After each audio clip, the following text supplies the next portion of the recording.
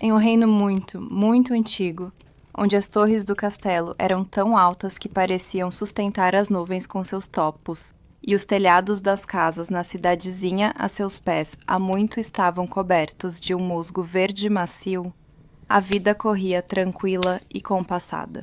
E não havia naquela vida nem grandes preocupações, nem amargas tristezas. E pelas manhãs o ar ali cheirava a pão fresco, que padeiros de bochechas rosadas já tiravam dos fornos, e a feno dos prados distantes, que traziam para a cidade em carroças rangentes.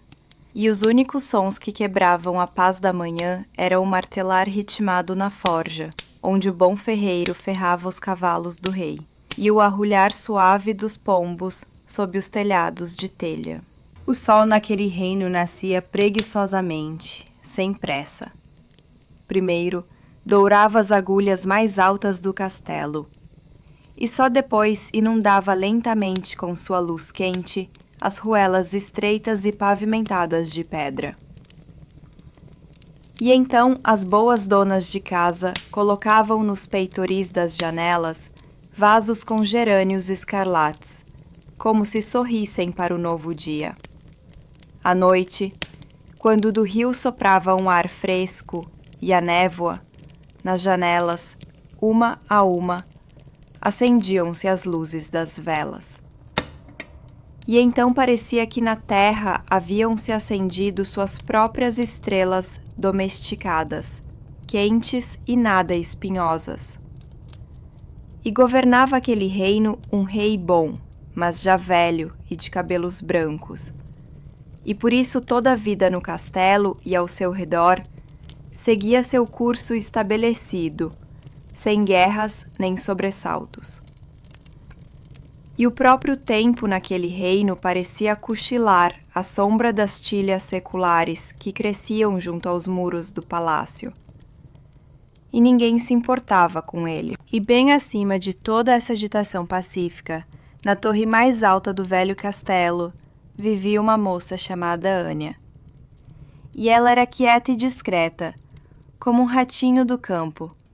Seus cabelos eram simples, castanho claros, os olhos cinzentos como a névoa da manhã sobre o rio, e o vestido de um simples tecido caseiro. Seu ofício era condizente com ela, silencioso e manso. Anya cuidava dos pombos correio do rei. Cada dia dela era parecido com o anterior, como duas pedrinhas lisas de rio. Com os primeiros raios de sol, ela já estava de pé. Primeiro limpava o pombal. Depois, enchia os comedouros com grãos selecionados e dourados, e os bebedouros com água fresca da fonte, que ela mesma carregava do pátio inferior. Suas mãos, acostumadas ao trabalho delicado, podiam acalmar o filhote mais assustado, aquecê-lo com seu calor. E os pombos a conheciam, e a amavam, e sem medo pousavam em seus ombros, arrulhando em seu ouvido seus segredos de pássaro. Ania podia passar horas sentada junto à alta janela ogival de sua torre, olhando o mundo de cima para baixo. E este mundo lhe parecia grande e barulhento, mas tão infinitamente distante. E Ania tinha sua própria tristeza secreta e silenciosa. De sua janela, ela via o grande pátio do castelo, onde todos os dias aconteciam os treinamentos da Guarda Real. E com seu coração, ela sempre procurava ali apenas um, o jovem capitão, de porte altivo e voz sonora. Ela sabia como sua armadura polida brilhava ao sol, como o vento brincava com seus cabelos escuros, como ele ria alto e alegremente com seus companheiros. Mas ele, que vivia em um mundo de tinir de aço, comandos altos e gritos de guerra, nunca levantava a cabeça para o seu pombal silencioso. Para ele, ela era apenas uma sombra, parte da velha muralha do castelo, nada mais. À noite, quando seus pombos adormeciam, embalados por sua canção suave, Ania sencava-se à janela e olhava por muito tempo para o céu que escurecia. E quando a primeira e mais brilhante estrela se acendia, ela suspirava bem baixinho e começava a conversar com ela, como se fosse a única amiga que podia ouvi-la, mas não podia responder. No castelo, Ania era valorizada por sua diligência, mas quase não era notada. Os servos a cumprimentavam quando lhe entregavam cartas para o correio dos pombos, mas ninguém nunca perguntava no que ela pensava ou o que preocupava seu coração. E parecia-lhe que sua vida, assim como aquela torre, era visível para todos, mas ninguém nunca tentava olhar para dentro dela. Mas um dia, a paz do reino foi perturbada. Com uma comitiva suntuosa, em cavalos negros, e numa carruagem cravejada de prata, chegou ao castelo uma princesa estrangeira chamada Zlata. E a receberam com honras, e lhe destinaram os melhores e mais iluminados aposentos, com janelas para o sul, que davam para o jardim florido. Só que por algum motivo, naqueles quartos, com sua chegada, ficou frio, como se um novembro eterno tivesse se instalado neles, e as flores frescas que os servos traziam em vasos de cristal murchavam e numa única noite, deixando cair sobre as toalhas suas pétalas mortas. A própria princesa era deslumbrantemente bela, mas sua beleza era fria, como um desenho de geada no vidro. Pele branca, olhos escuros como um poço e lábios vermelhos como gotas de sangue coagulado. Sua beleza era como uma flor de gelo perfeita, que se podia admirar, mas com a qual não se podia aquecer. Ninguém sabia que a princesa era, na verdade, uma antiga feiticeira, que sua juventude e beleza não se alimentavam de boa comida nem de sono doce, mas da força vital alheia. Ela viajava de reino em reino, encontrando as pessoas mais fortes, mais brilhantes e cheias de vida. E gota a gota, sem que ninguém percebesse, bebia sua luz para manter a sua própria. E o que a guiava pelo mundo não era a maldade, mas um medo eterno, o medo da velhice, o medo de murchar, que há muito se transformara em uma fome insaciável e gélida. E o mundo dela não se parecia em nada com o mundo de Anya. No pombal de Anya era quente, com o arrulhar e as penas macias, e o ar cheirava a sol e a grãos. Ali, a vida nascia e se fortalecia. Já o mundo de Zlata era um mundo de espelhos frios, nos quais ela via apenas a si mesma. Um mundo de sedas pesadas, com cheiro de ervas secas alheias, e de um silêncio no qual não havia paz, mas apenas uma eterna e faminta espera. No banquete de boas-vindas, a princesa Zlata presenteou todos os cortesãos com sorrisos radiantes, mas seu olhar, pesado e avaliador, como de um mercador na feira, demorou-se mais tempo no capitão da guarda. E ele, naquela noite, ria mais alto que todos, e suas bochechas ardiam, e a vida nele pulsava com força. Anya, que observava o banquete de trás de uma alta coluna, de repente sentiu um arrepio percorrer suas costas. Embora no salão estivesse quente por causa das centenas de velas e da respiração de muitas pessoas. E eis que no dia seguinte, a princesa presenteou o capitão com o anel com uma grande pedra escura, dizendo que era um antigo talismã que protegia de ferimentos em batalha. A pedra era negra como uma noite sem lua e não refletia a luz, mas parecia absorvê-la. O capitão, encantado com sua beleza e generosidade, com orgulho colocou o presente no dedo. E a partir daquele dia, ele não se afastou da princesa, como uma sombra que segue seu mestre. e não tirava os olhos dela, como se ela fosse para ele, o sol e a lua. Anya via tudo isso de sua alta janela, e seu coração se apertou com uma dor aguda e cortante. Mas a essa dor, pela primeira vez, misturou-se uma fria apreensão. Parecia-lhe que a pedra escura na mão do capitão olhava diretamente para ela. Olhava como um olho mau e sem vida, e daquele olhar dava vontade de se esconder. Passaram-se os dias, e depois as semanas, e o capitão começou a mudar. Primeiro, ele parou de rir com sua risada alta e contagiante. Depois, o rubor de suas bochechas desapareceu, e seus movimentos perderam a antiga leveza e força. Ele continuava ao lado da princesa, satisfazendo todos os seus caprichos, mas agora parecia sua própria sombra pálida. E a princesa, ao contrário, a cada dia se tornava mais radiante e bela, como se bebesse sua juventude e força, como se bebe água de fonte em um dia quente. Uma noite, Anya, não suportando mais aquele tormento, desceu ao pátio. Seu coração estava tão cheio de dor que as lágrimas rolavam de seus olhos por si sós. E então, ela encontrou a velha chaveira Marta, que servia no castelo desde o tempo do avô do rei atual e conhecia todos os seus segredos e todas as suas histórias.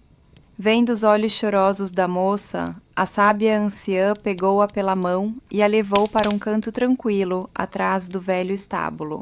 Não chore pelo amor dele, criança, mas chore pela vida dele, sussurrou ela com uma voz rangente como uma porta velha. Essa princesa não é humana, mas uma aranha em forma de gente, que bebe sua força através daquele anel amaldiçoado, e logo o beberá até o fim. Apenas uma coisa pode salvá-lo: uma camisa tecida com fibra de urtiga ardente e a delicada pluma de cisne.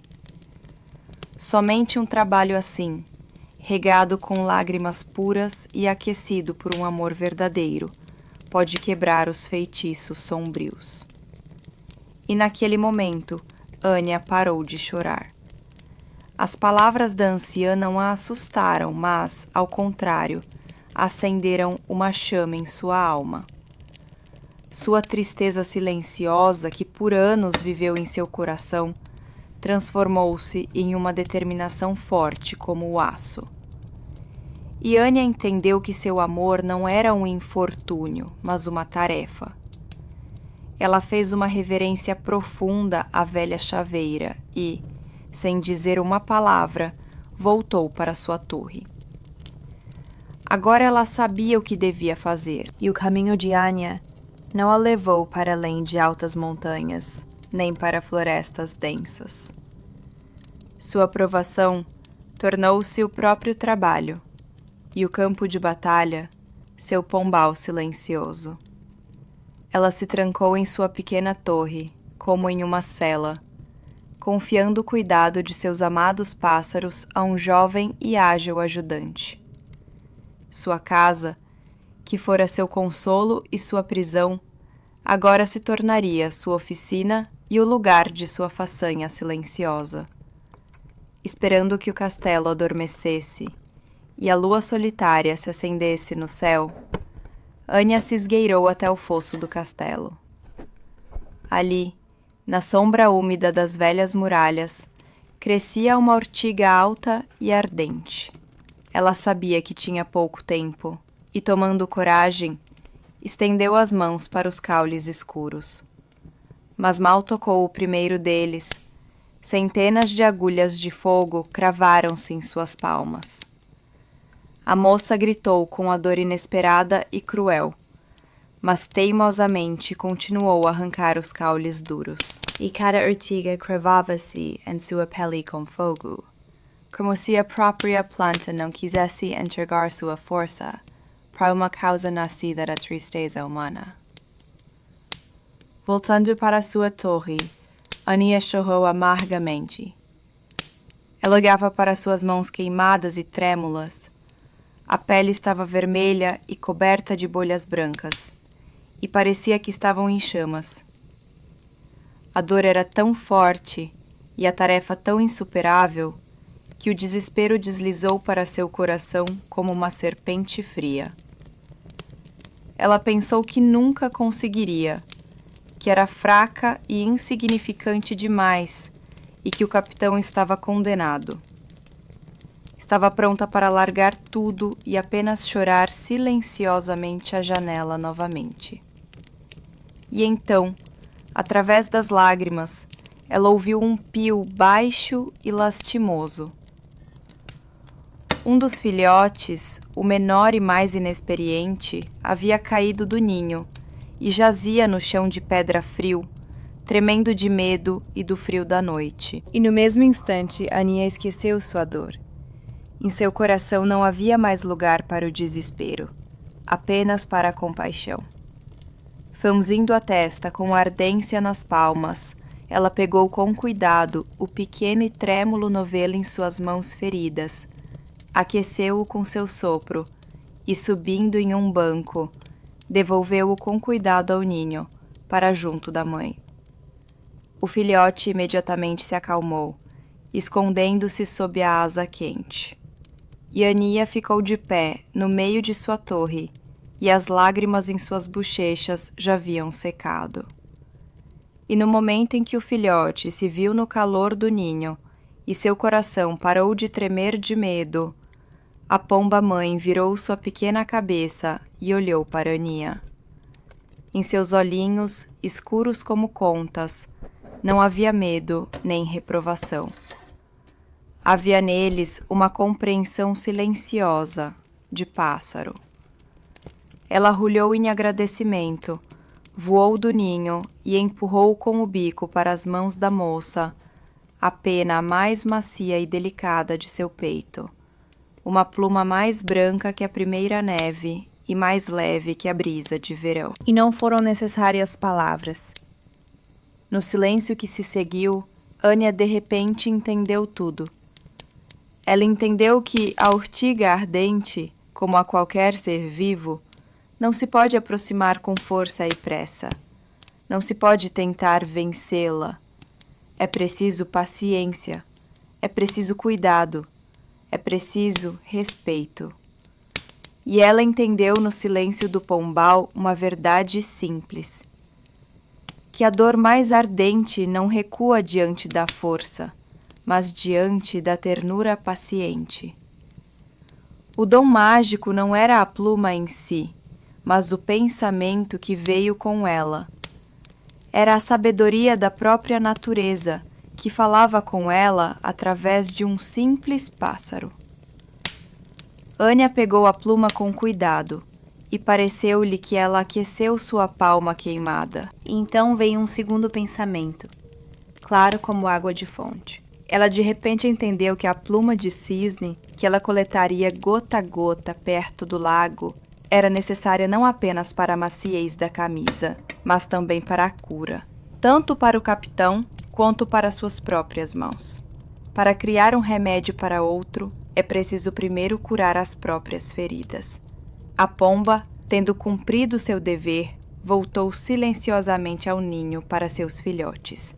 Ania ficou sozinha no meio da torre, mas o desespero se foi sem deixar vestígios, como se nunca tivesse existido. Em seu coração acendeu-se uma esperança silenciosa, mas forte, parecida com a chama de uma vela que nenhum vento pode apagar. Ela não chorava mais. Encontrou panos velhos e macios, envolveu com cuidado suas palmas feridas e decidiu que, ao amanhecer, tentaria novamente. Mas agora de uma maneira completamente diferente. E assim, com um novo conhecimento no coração e com as mãos enfaixadas, Ania foi novamente ao fosso. Agora, ela não lutava com a urtiga, mas como que negociava com ela. Aprendeu a segurar o caule bem na raiz, onde não queima tanto, e a arrancá-lo com um movimento rápido, mas cuidadoso. E o trabalho começou a render. Dia após dia, noite após noite, seu trabalho silencioso prosseguia. De dia, quando o sol estava alto, ela ia ao Lago Real, onde nadavam os cisnes brancos. E ali, na margem, ela coletava uma pluma de cada vez que os pássaros orgulhosos deixavam cair e as guardava em um pequeno saco de lona. E à noite, sob a luz fraca de uma única vela, em seu pombal começava o trabalho mais meticuloso. Ela amassava os duros caules de urtiga. Depois os penteava por muito tempo, separando as fibras grossas das finas, e finalmente fiava com elas em um velho fuso um fio verde, fino, mas forte. Uma vez, já bem depois da meia-noite, quando seus olhos se fechavam de cansaço, ela picou o dedo com um fuso afiado, e uma pequena gota vermelha caiu sobre o fio verde. No lugar onde caiu, o fio de repente brilhou com uma luz suave e quente, como se tivesse capturado um pequeno vagalume. E quando a luz se apagou, o fio naquele lugar tornou-se macio e liso como a seda mais cara. E Anya entendeu. Neste trabalho era preciso colocar não apenas esforço e paciência, mas também um pedaço de si mesma. Desde então ela trabalhou incansavelmente, sem mais notar o tempo. Seus dedos ficaram ásperos, cobertos de calos, mas ela não sentia mais dor. Ela via como, sob suas mãos pacientes, a erva daninha ardente se transformava em um fio dócil, e a pluma leve tecia nele a promessa de calor.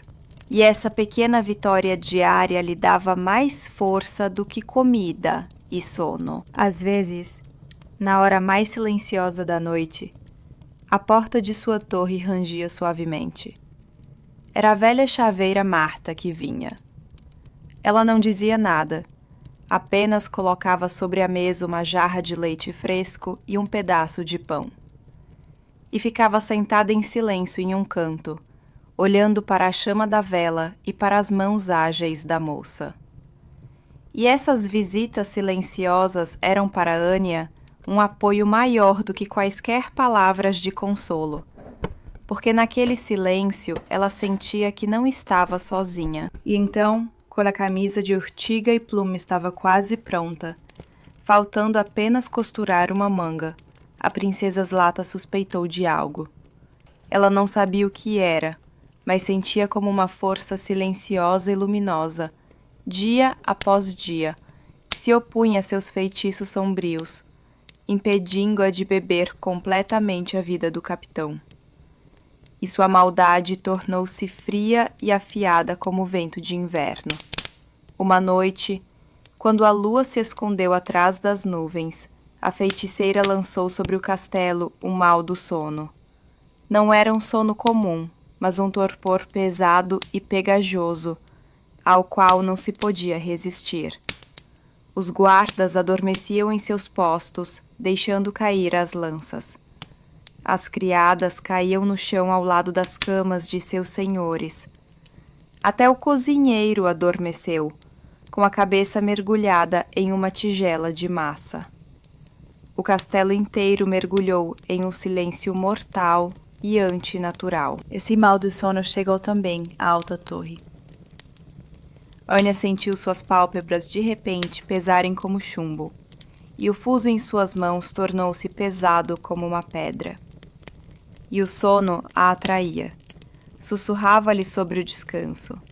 Prometia repouso para suas mãos cansadas e seu coração atormentado. Era tão doce, tão desejado.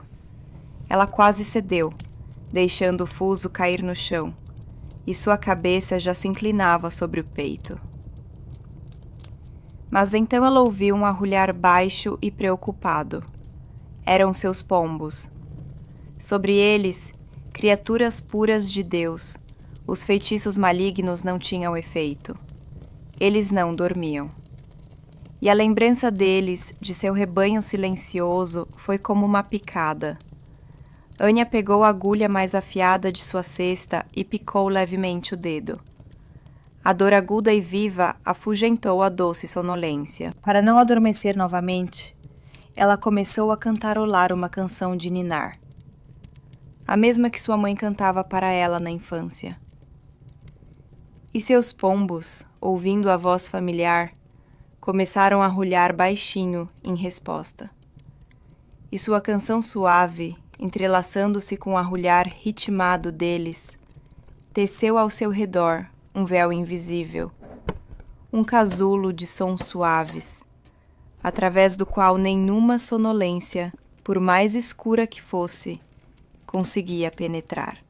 Assim ela trabalhou a noite inteira, em seu pequeno mundo sonoro, enquanto todo o castelo dormia um sono de morte. E ao amanhecer, quando os primeiros raios de sol tocaram os telhados e os feitiços da princesa enfraqueceram, em seu colo jazia a camisa pronta. Faltava apenas costurar a última manga. Naquela manhã, quando o primeiro raio de sol tocou os telhados e o castelo começou a despertar lentamente, um sussurro alarmado percorreu os corredores. O capitão da guarda havia piorado muito. Diziam que ele não se levantava da cama, que sua respiração era quase inaudível, e que os melhores médicos do rei apenas balançavam a cabeça, incapazes de entender a causa da doença. E Anya, ao ouvir isso, entendeu que não havia mais tempo. Com os dedos trêmulos de emoção, ela costurou a última manga em sua camisa de urtiga. Ela não se arrumou nem pensou no que diria. Não pensou no medo nem em sua discrição. Apenas pegou a camisa verde e macia, ainda quente de suas mãos, escondeu-a sob seu velho chale e, reunindo coragem, pela primeira vez em muitos anos, saiu de sua torre por vontade própria. Ela caminhou pelos corredores retumbantes não como uma serva assustada, mas como um curandeiro que carrega em suas mãos o último e único remédio. Pela primeira vez na vida, ela foi para a parte do castelo onde viviam os nobres senhores. Os corredores aqui eram largos, os pisos cobertos com tapetes macios que abafavam os passos, mas as paredes pareciam frias e o ar estagnado e sem vida. Não havia aqui nem cheiro de pão, nem arrulhar de pombos. Na porta dos aposentos do capitão havia guardas, mas os soldados estavam tão sonolentos e apáticos após a doença noturna que apenas seguiram com olhos turvos a moça silenciosa que passou por eles como uma sombra. Anya abriu silenciosamente a pesada porta de carvalho. O quarto do capitão estava na penumbra. As grossas cortinas de veludo estavam bem fechadas, não deixando entrar a luz da manhã.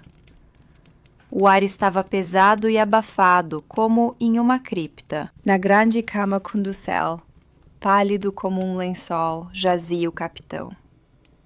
Seus olhos estavam fechados e parecia que ele não respirava. E em uma grande poltrona perto da janela, de costas para a porta, sentava-se a princesa Zlata. Ela não chorava nem rezava. Apenas estava sentada, imóvel como uma estátua, e o observava com uma satisfação predatória e silenciosa. Estava tão absorta na contemplação da vida que se extinguia que não ouviu o ranger da porta nem os passos silenciosos. Ela não notou como Anya entrou no quarto, como um ratinho. Silenciosamente, como um ratinho, Anya deu um passo em direção à cama. E o farfalhar de seu vestido simples no chão de pedra fez a princesa se virar. Ao ver nas mãos da moça a estranha camisa verde, seu belo rosto se contorceu de fúria fria. A máscara de amabilidade caiu e seus olhos brilharam como dois carvões escuros. "O que você está fazendo aqui, sua suja?" sibilou ela, e sua voz se tornou como o silvo de uma serpente. "Saia, saia, enquanto ainda está inteira." A princesa levantou-se suavemente, bloqueando o caminho de Anya até a cama. Ela era alta, e sua sombra cobriu Anya por completo.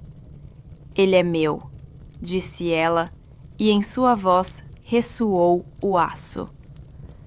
"Ele me escolheu, e você não é ninguém. Poeira sob os pés. Vá embora, e talvez eu lhe deixe sua vida inútil." Ela tentou Anya com o medo, pressionou-a com sua força, lembrou-a de sua eterna invisibilidade. E por um momento Anya congelou. Sua determinação vacilou sob aquele olhar gélido. Mas então ela levantou os olhos e olhou para além da feiticeira, para o rosto pálido e sem vida do capitão. E em seu coração não restou medo, nem ressentimento, nem pensamento sobre si mesma. Restou apenas o amor, que agora se tornara um cuidado silencioso. Ela não discutiu com a feiticeira. Em vez disso, fez uma reverência profunda, quase até o chão, e disse baixinho: "Vossa Alteza está certa. Eu só quero cumprir meu dever e trocar a camisa do doente por uma limpa." E esta simples palavra de uma serva, cheia não de orgulho, mas apenas de humildade, mostrou-se mais forte que qualquer feitiço de bruxa. A feiticeira ficou perplexa por um momento. Ela esperava súplicas, lágrimas, desobediência, qualquer coisa, menos este serviço silencioso e submisso. Esse momento foi suficiente.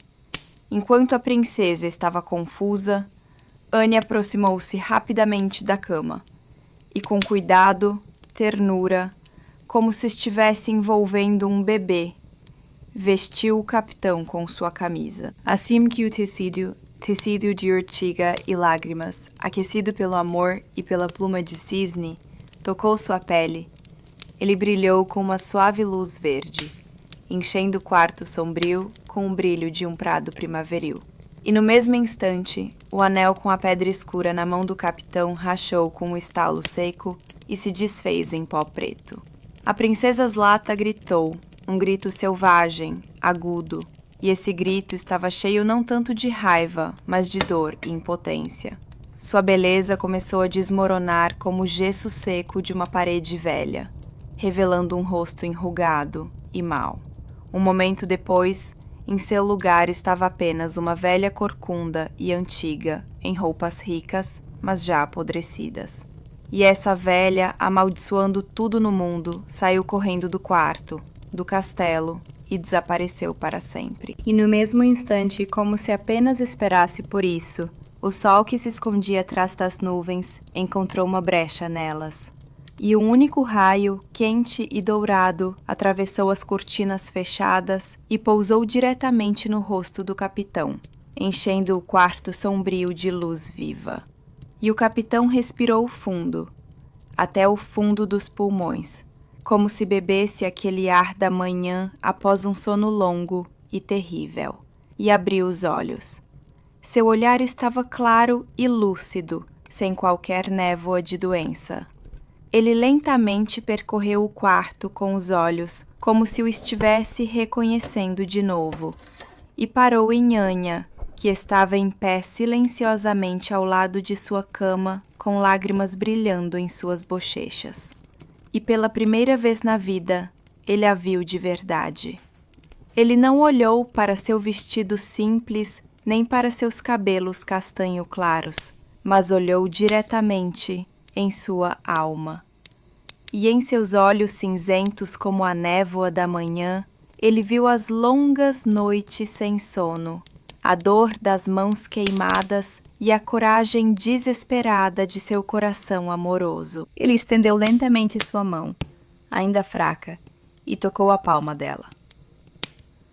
a mesma palma que estava coberta de pequenas cicatrizes, já em processo de cicatrização da urtiga ardente. Ele acariciou cuidadosamente essas cicatrizes com seus dedos. Obrigado, disse ele, simples e baixinho. E naquela única palavra, naquele simples toque, para Ania havia tudo. Ela não se sentia mais invisível. E no olhar agradecido dele, ela viu seu reflexo, não como uma sombra pálida no vidro da janela, mas como a moça mais necessária e importante do mundo inteiro.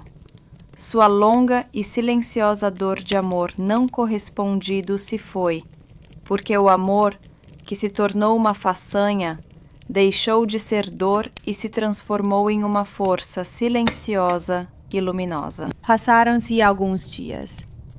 O capitão se fortaleceu e já andava pelo castelo, e a primeira coisa que fez foi subir a alta escada em espiral até o pombal. Ania estava justamente alimentando os pássaros, e os pombos arrulhavam circulando ao seu redor.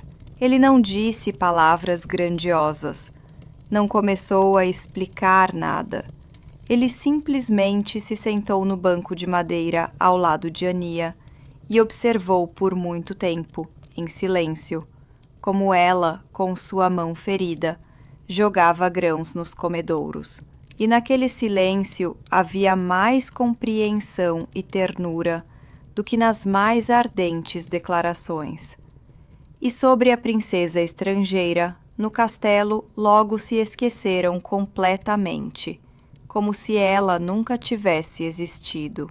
Seus trajes suntuosos ficaram pendurados nos aposentos frios, mas ninguém se atrevia a tocá-los. E com o tempo os servos simplesmente os queimaram, para expulsar o último espírito de sua presença. Disseram depois que uma velha decrépita e corcunda foi em direção aos pântanos musgosos, de onde ninguém jamais retornou. E ninguém a perseguiu nem a procurou para puni-la. O mal não exigia julgamento nem vingança. Ele simplesmente se foi, deixando para trás apenas uma má lembrança, como de um inverno longo e frio que finalmente havia terminado. Ania não precisava voltar para casa. Ela já estava em casa, em sua alta torre. Mas seu lugar naquela casa mudou.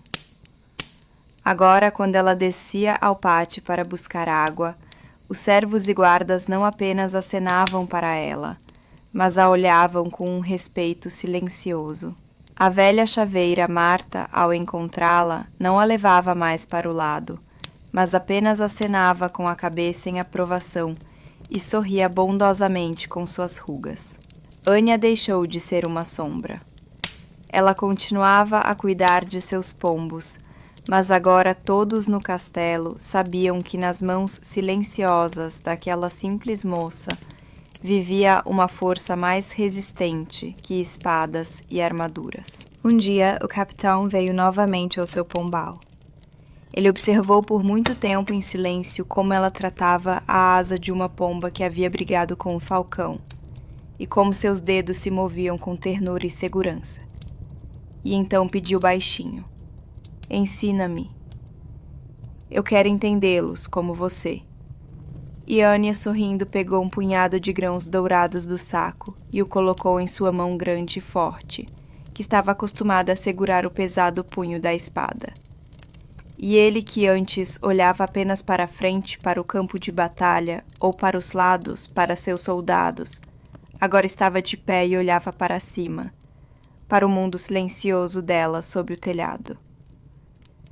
Ele olhava para os pássaros que circulavam, ouvia seu arrulhar pacífico e, pela primeira vez em sua vida barulhenta, encontrava naquela quietude uma verdadeira paz.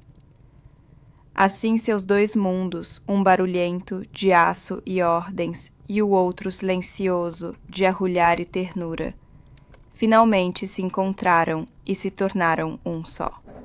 Passou-se muito tempo desde então.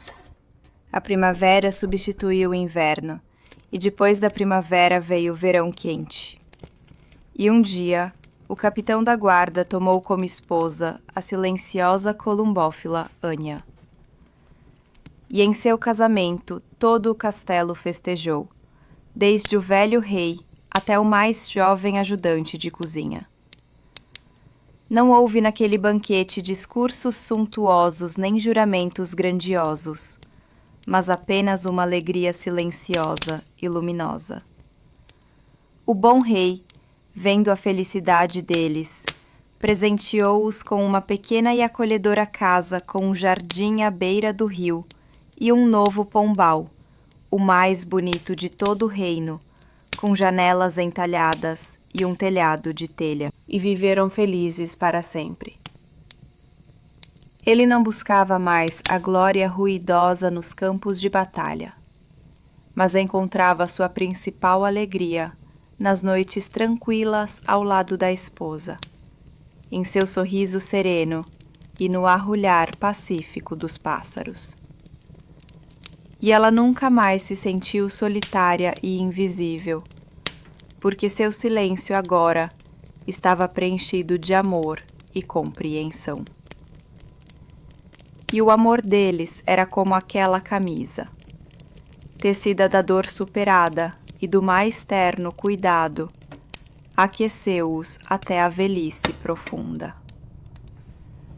E o povo desde então conta que naquele reino a urtiga não queima mais ninguém, apenas faz cócegas carinhosamente nas mãos.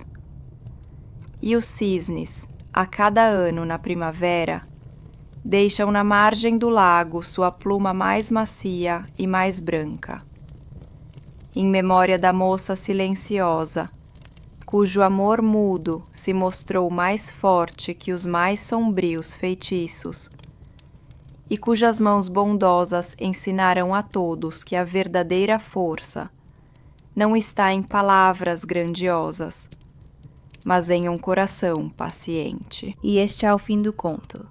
E quem ouviu, muito bem. Agora é hora de você também fechar os olhinhos e descansar.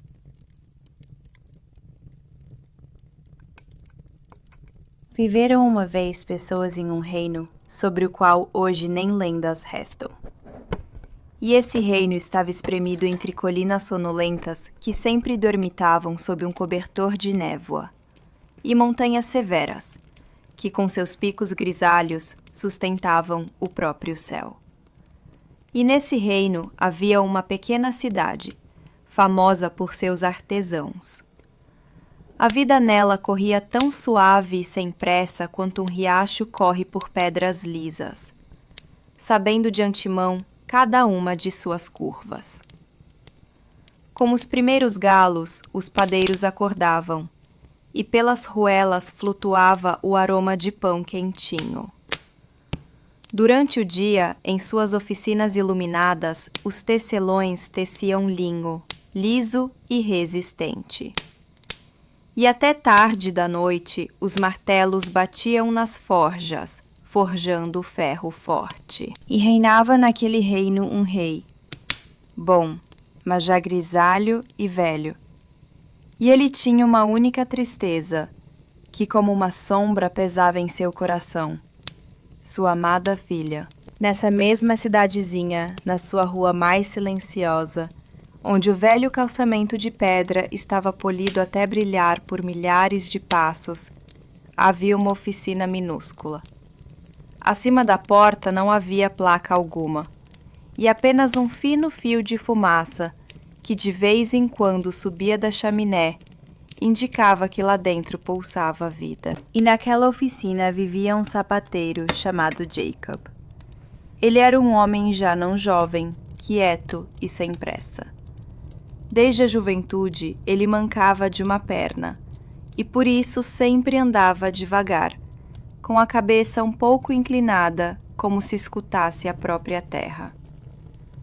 Seu rosto era cortado por rugas, como um couro velho e bom, com o qual se trabalhou por muitos anos, e em seus olhos cinzentos e profundos refletia-se mais tristeza do que alegria. Durante o dia, Jacob sentava-se junto à sua única janelinha, que dava para um beco tranquilo, e consertava sapatos velhos que os cidadãos lhe traziam de vez em quando. Ele trabalhava em silêncio, sem cantarolar canções como os outros artesãos, e os únicos sons em seu cubículo eram o rangido constante da sovela entrando no couro maleável e a batida suave e abafada de seu pequeno martelo. Ele raramente saía à rua, e se saía para buscar água ou pão, procurava ficar na sombra, para que ninguém lhe desse atenção demais, nem lhe perguntasse nada. Mas a verdadeira vida do sapateiro Jacob começava no meio da noite. Quando a cidade adormecia, coberta pela escuridão azulada, ele pegava seu saco de lona com ferramentas e, silencioso como um rato, saía para a rua. Ele andava pelas ruelas mais pobres, onde, nas soleiras das casas, ficavam sapatos gastos e esburacados, deixados do lado de fora durante a noite. Jacob os recolhia com cuidado e os levava consigo. E até o amanhecer, ele remendava esses calçados, colocava solas novas, costurava as costuras desfeitas.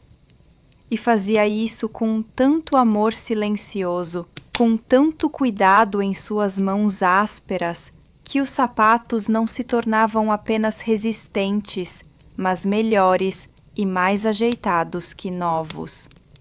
Antes de dormir, quando os primeiros raios de sol já douravam os telhados, ele olhava para suas mãos e suspirava baixinho.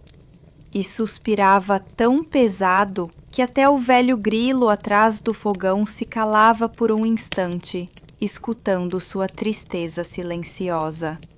Pois ele sabia que no dia seguinte ninguém lhe diria obrigado. E as pessoas na cidade, ao encontrar pela manhã seus sapatos consertados na soleira, ficavam maravilhadas. Elas agradeciam a boa sorte ou a santos desconhecidos por tal milagre. A fama dos sapatos milagrosos, que não conheciam desgaste, crescia e se fortalecia.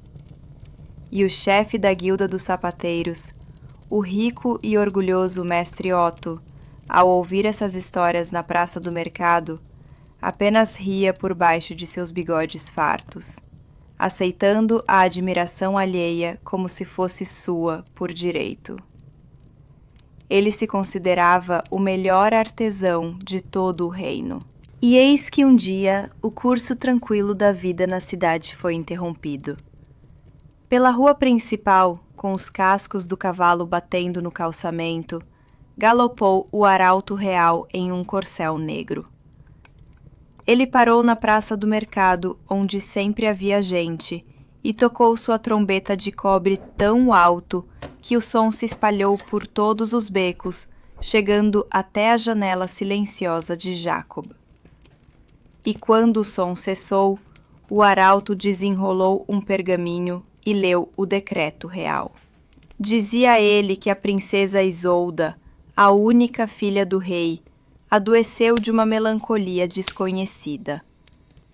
E um peso tão grande se abateu sobre sua alma que suas pernas se tornaram como chumbo, e ela não conseguia dar nem 10 passos em seus aposentos.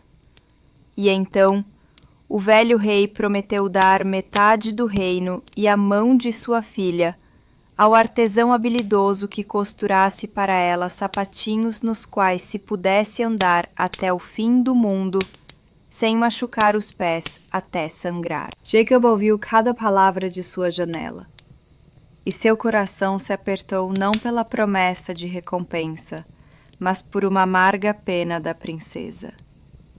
Ele, como ninguém, sabia o que eram pernas pesadas e desobedientes. Em sua alma, por um instante, passou um pensamento tímido. Eu poderia ajudá-la. Mas ele logo o afastou, como uma mosca insistente. Como poderia ele, um sapateiro manco e pobre, competir com os melhores artesãos de todo o reino. E na praça, a voz do mestre Otto já ressoava com força. Ele se adiantou, fez uma reverência ao arauto e anunciou para todos ouvirem que aceitava o desafio real. Ele se gabava de que encomendaria o couro mais macio de além-mar para os sapatinhos e os decoraria com pedras preciosas mais brilhantes que o orvalho da manhã. A cidade inteira começou a zumbir, como uma colmeia agitada. Todos só falavam de como Otto era um grande mestre e que ele, com certeza, salvaria a princesa. E Jacob, em sua oficina silenciosa, sentia-se ainda mais solitário e invisível do que antes. Naquela noite, quando o crepúsculo desceu sobre a cidade, Jacob estava sentado em seu trabalho, mas o trabalho não rendia. Ele não parava de pensar na triste princesa. Ele a imaginava sentada sozinha em seus aposentos de seda, olhando para a janela a qual não conseguia nem se aproximar. E naquele exato momento, ele de repente entendeu que seu dom não era um tesouro a ser escondido, mas uma chave que pode abrir a tristeza alheia. Esconder sua habilidade quando alguém sofria tanto era quase o mesmo que praticar o mal. E ele decidiu que deveria ao menos tentar. Não por metade do reino e não pela fama, mas simplesmente por compaixão pela jovem cujos pés se tornaram pesados de tristeza. E o caminho de Jacob começou, não pela estrada poeirenta que levava ao castelo, mas ali mesmo, em sua oficina silenciosa e apertada. Ele pegou de seu modesto estoque o melhor pedaço de couro que tinha, liso e macio como veludo. Pegou os fios de linho mais fortes, encerados até brilhar, e sua sovela mais afiada. E Jacob começou a trabalhar. Ele trabalhou por 3 dias e 3 noites, quase sem dormir.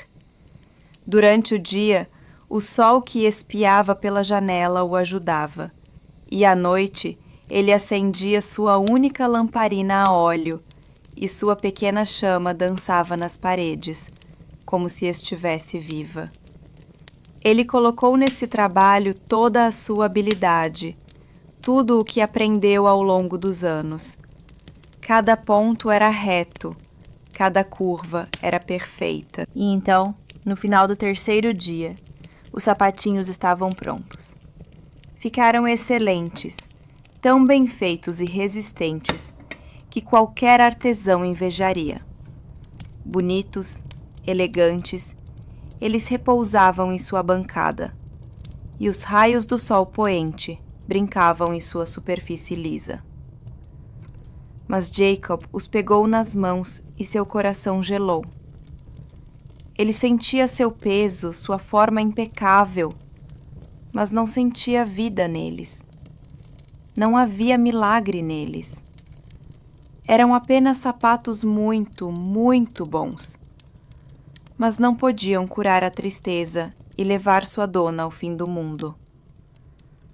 Neles não havia aquela leveza desconhecida, aquela alegria silenciosa que misteriosamente aparecia nos sapatos gastos que ele consertava para os pobres durante a noite. Jacob sentou-se em seu velho banco e enterrou a cabeça nas mãos. Tanta amargura e tanto desespero encheram sua alma que parecia que as paredes de sua oficina se encolhiam. Ele se sentiu velho, tolo e inútil. Ele gastou seu último dinheiro naquele couro caro, não dormiu por 3 noites, colocou toda a sua esperança naquele trabalho, e tudo foi em vão. O desespero era tão forte e frio que ele decidiu. Pela manhã, assim que acordasse, jogaria aqueles sapatos sem alma na fornalha, os queimaria até virar cinzas e esqueceria para sempre sua ideia tola. E naquele exato momento ouviu-se uma batida suave, quase inaudível, em sua porta. Jacob levantou a cabeça, sem entender quem poderia vir a ele em uma hora tão tardia. Ele abriu a porta. Na soleira estava uma velhinha mendiga, toda encurvada e dobrada, vestida com trapos escuros. Ela não pediu dinheiro ou comida, apenas levantou seus olhos desbotados para ele e pediu com uma voz baixa e rangente: Bom homem, deixe-me aquecer junto à sua lareira. Meus pés estão completamente gelados. Jacob, esquecendo-se instantaneamente de sua dor, silenciosamente se afastou, deixando-a entrar. Ele a sentou em seu banco, mais perto do fogo que se apagava. Serviu-lhe uma caneca de chá quente de ervas da floresta e deu-lhe o último pedaço de pão que guardava para seu café da manhã. A velhinha aceitou a oferta com as mãos trêmulas, e só então Jacob viu seus pés descalços, azuis de frio. E ele, sem hesitar por um segundo, pegou da bancada os mesmos sapatinhos que fizera para a princesa e os estendeu à velhinha. Eles não são mágicos, disse ele baixinho, mas seus pés ficarão mais quentes com eles. Ele lhe deu os sapatos com a mesma simplicidade com que daria um copo de água, pois naquele momento a necessidade dela era maior que seu sonho. E aquela velhinha pegou os sapatinhos, sentou-se no banco e os calçou lentamente em seus pés cansados e congelados. E assim que o couro liso tocou sua pele, os sapatos se ajustaram perfeitamente aos seus pés, como se tivessem sido feitos apenas para ela. Ela se levantou, e no mesmo instante, suas costas, curvadas por anos e pela necessidade, se endireitaram. Ela ergueu a cabeça, e as rugas em seu rosto pareceram se suavizar, e seus olhos, antes opacos, brilharam com uma luz profunda e sábia. Ela não se transformou em uma jovem fada em vestes brilhantes, não. Toda a sua decrepitude e miséria simplesmente desapareceram, como se nunca tivessem existido, e diante do espantado Jacob estava uma mulher imponente e venerável, calma e majestosa, parecida com a senhora de uma floresta antiga, e sua voz tornou-se profunda e clara, sem o rangido de antes. Você deu o que tinha de último, bom homem, sem pedir nada em troca e sem saber quem eu era, disse ela. Seu coração é puro. Agora me diga, sapateiro, por que nestes sapatos que você me deu não há milagre, mas naqueles sapatos esburacados que você remenda para os pobres, ele existe? Jacob olhou para ela, e em sua mente, pela primeira vez em muitos anos, tudo ficou claro e luminoso. Ele refletiu sobre suas palavras, ouvindo não tanto a elas, mas a sua própria alma. E a resposta veio a ele por si mesma, simples e óbvia como a respiração. Provavelmente porque, disse ele baixinho, aqueles sapatos eu conserto por pura compaixão, sem desejar fama nem gratidão. Mas estese eu fiz por orgulho, querendo provar ao mundo inteiro e a mim mesmo que eu valia alguma coisa. A mulher sorriu sabiamente, e em seu sorriso havia tanto calor quanto uma leve tristeza. Você mesmo respondeu à sua pergunta, ela assentiu. O milagre não nasce do couro caro nem da habilidade artesanal, mas de um coração bom que não busca recompensa. Ela não lhe deu um milagre, apenas lhe mostrou o milagre que já vivia em suas próprias mãos, mas que fora esquecido por causa do orgulho. Eu não lhe darei ferramentas mágicas, Jacob, pois suas mãos já são mágicas. Dar-lhe-ei apenas um conselho. Para costurar os sapatos para a princesa, sapatos que curarão sua tristeza, você deve pegar 3 coisas. Pegue um fio, de uma teia de aranha que prateia ao luar, pois ela é tecida sem pressa e sem vaidade. Pegue couro, da velha bolsa de um andarilho, pois ele conhece o valor de um longo caminho e lembra o cansaço de milhares de passos. E pegue a sovela que herdou de seu pai, pois ela lembra o calor de mãos familiares e o trabalho honesto. Com estas palavras, ela fez uma reverência a Jacob, simples e com dignidade, e saiu pela porta. O sapateiro, despertando de seu torpor, correu para a janela para ver para onde ela tinha ido. Mas na rua silenciosa e banhada pela luz da lua, não havia viva alma. Apenas na soleira de sua oficina, onde a visitante acabara de estar, havia 2 grandes moedas de ouro, brilhando opacamente sobre as pedras antigas. Jacob as pegou. Eram pesadas e quentes. E em seu coração, até pouco tempo cheio de desespero, acendeu-se novamente uma pequena, mas firme e calorosa chama de esperança. E no dia seguinte, Jacob acordou com os primeiros raios de sol, e sua alma estava quieta e iluminada. Ele pegou uma das moedas de ouro, comprou pão simples e queijo no mercado para recuperar as forças, e guardou a segunda moeda. Quando a noite caiu sobre a cidade, e a lua cheia, como um prato de prata, pairou no céu escuro, Jacob pegou um fuso e foi até a velha ponte de pedra fora da cidade. Lá, em cantos escondidos, sempre viviam grandes aranhas. Ele esperou até que a luz da lua ficasse tão brilhante que cada folha de grama projetava uma sombra, e viu como a teia de aranha começou a brilhar e a cintilar. Ele não a rasgou, mas com cuidado, com grande paciência, fio por fio, enrolou no fuso os finíssimos fios de prata que foram tecidos sem pressa e sem vaidade. Voltando à oficina, ele pensou no couro, e então se lembrou do velho peregrino que passara por sua cidade um ano antes.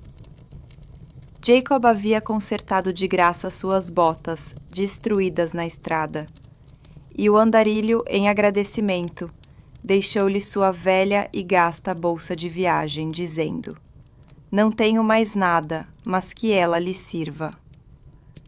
Jacob encontrou a bolsa em um canto distante. O couro dela era duro como casca de árvore e todo rachado pelo sol e pela chuva.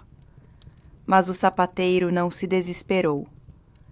Ele trouxe água limpa e fria de uma fonte da floresta e lavou o couro velho, e depois o amassou por muito tempo em suas mãos, aquecendo-o com seu próprio calor, até que se tornou macio e maleável, como se estivesse vivo. E finalmente, ele pegou da caixa de seu pai a velha sovela. O cabo dela era liso e escuro, polido pela palma da mão de seu pai. E Jacob, ao pegá-la, sentiu um calor familiar e querido. E então, quando os 3 tesouros estavam diante dele, Jacob começou a trabalhar. E no mesmo instante, ele sentiu como um milagre entrava em suas mãos. O fio lunar se assentava nos pontos por si só, reto e suave, como se conhecesse seu caminho. O couro do velho andarilho respirava sob seus dedos, tornando-se cada vez mais macio e dócil. E a sovela de seu pai não rangia, mas cantava em suas mãos uma canção suave, quase inaudível, sobre o trabalho honesto. E ele trabalhava não com as mãos, mas com o coração. E cada ponto não era apenas um ponto, mas uma canção silenciosa sobre a compaixão.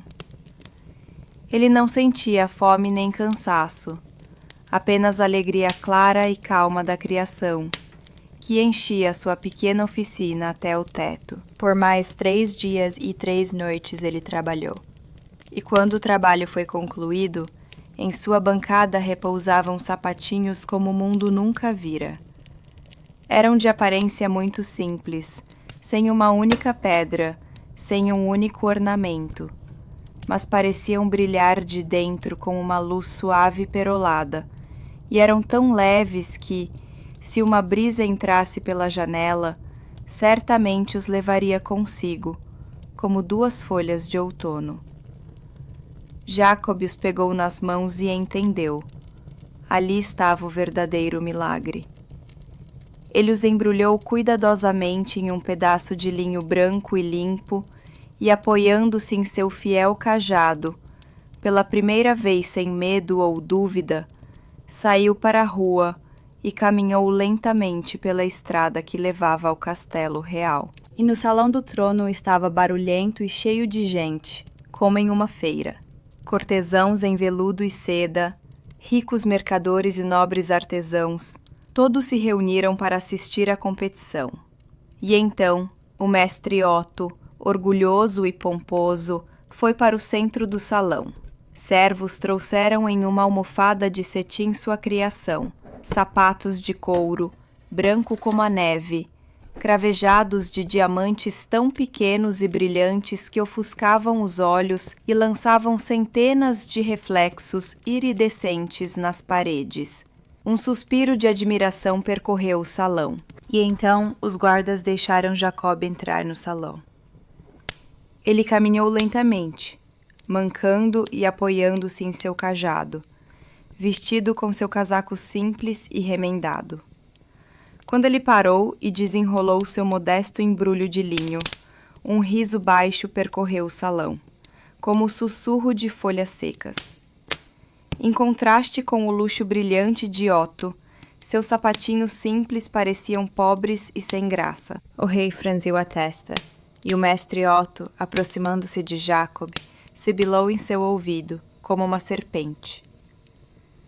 Suma daqui, velho, não envergonhe nossa guilda.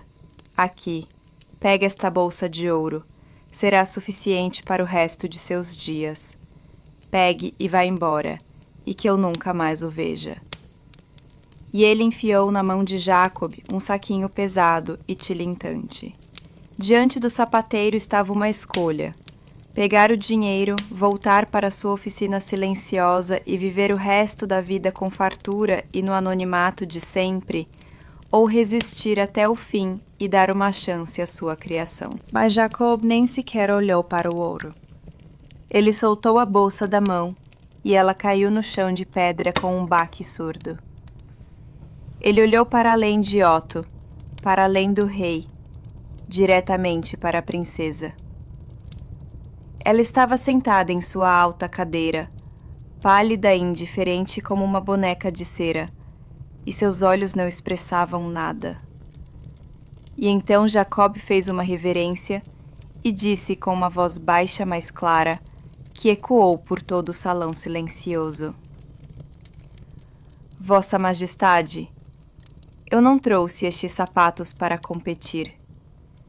Eu os trouxe porque sei como doem os pés cansados e como o coração fica pesado quando não há forças para caminhar. Peço-lhe, apenas experimente-os. Ele não falava para o rei nem para os cortesãos. Ele falava diretamente ao coração da tristeza dela. E por isso foi ouvido. A princesa olhou para ele por um longo tempo, e em seus olhos vazios, pela primeira vez, brilhou uma centelha de interesse. Ela sentiu, quase imperceptivelmente. A criada primeiro calçou em seus pés os sapatos deslumbrantes de Otto. Eram duros e frios como gelo, e a princesa apenas fez uma careta. Em seguida, a criada os tirou e calçou cuidadosamente em seus pés o sapatinho simples de Jacob.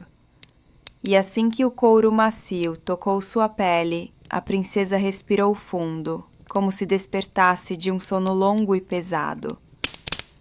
Ela pousou os pés no chão. Ela se levantou, facilmente, sem o menor esforço.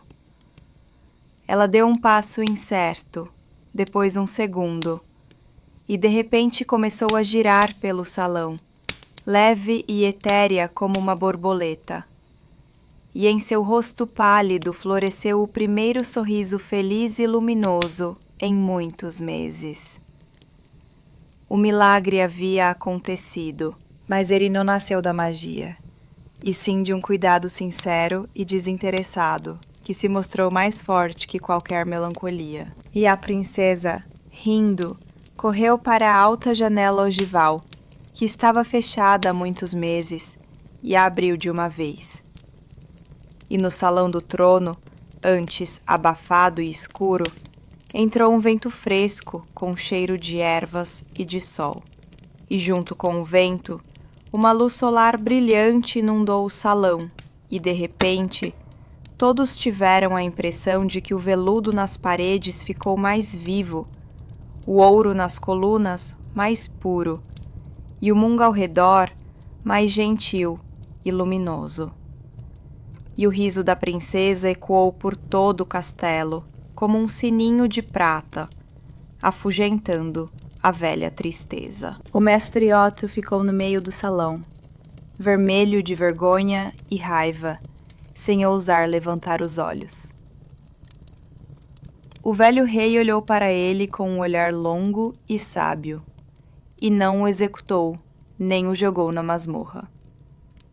Apenas ordenou que ele tirasse seu pesado colar de ouro de chefe da guilda dos sapateiros e o entregasse a Jacob. E ao próprio Otto ordenou que trabalhasse por exatamente 1 ano como aprendiz na oficina de Jacob, para aprender não apenas o ofício para as mãos, mas também a humildade para o coração. Então o rei se virou para Jacob e disse, como havia prometido: "Você curou minha filha, e eu lhe dou metade do reino e a mão da princesa." Jacob fez uma reverência profunda e respondeu com sua voz baixa que não buscava riqueza nem poder, e que seu lugar era em sua pequena oficina. Mas a princesa Isolda se aproximou dele, pegou sua mão áspera e calejada e disse para que todos ouvissem: "Eu não preciso de um governante, pai. Preciso de um amigo fiel com um coração bom, cuja sabedoria é mais valiosa que qualquer ouro." E Jacob ficou no castelo. Ele não se tornou príncipe ou nobre, não. Ele se tornou o principal conselheiro do rei e o amigo mais próximo da princesa, o homem mais respeitado de todo o reino. E Jacob nunca mais se escondeu nas sombras. Ele andava pelos amplos salões do castelo e pelas ruelas de sua cidade natal com a cabeça erguida. E sua claudicação não lhe parecia mais uma deformidade ou um castigo, mas apenas uma lembrança silenciosa do longo e difícil caminho que percorreu do anonimato ao respeito. A dor da bondade não notada se foi para sempre, porque sua bondade foi finalmente vista, e seu coração silencioso foi ouvido. E Jacob e a princesa viveram uma vida longa e feliz, e no reino reinaram a paz e a justiça por muitos anos. E entre o povo, desde então, surgiu um ditado que os velhos contam até hoje a seus netos: "Pode-se adornar um sapato com um diamante, mas só a mão bondosa de um mestre tornará o caminho leve." E as pessoas guardaram firmemente na memória que o maior e mais verdadeiro milagre não se esconde nos tesouros reais nem nos palácios suntuosos. Ele nasce em oficinas modestas e em cubículos silenciosos, onde o trabalho honesto se une a um coração bom e compassivo. Pois assim é o mundo. A fama ruidosa com o tempo se apaga, como o dourado, mas a bondade silenciosa permanece na memória das pessoas para sempre, como um desenho esculpido na pedra. E por tudo neste mundo se paga de acordo com o mérito. Quem o que mereceu, isso na sua hora receberá. E assim termina o conto, e quem ouviu está de parabéns. Agora é hora de fechar os olhinhos e descansar.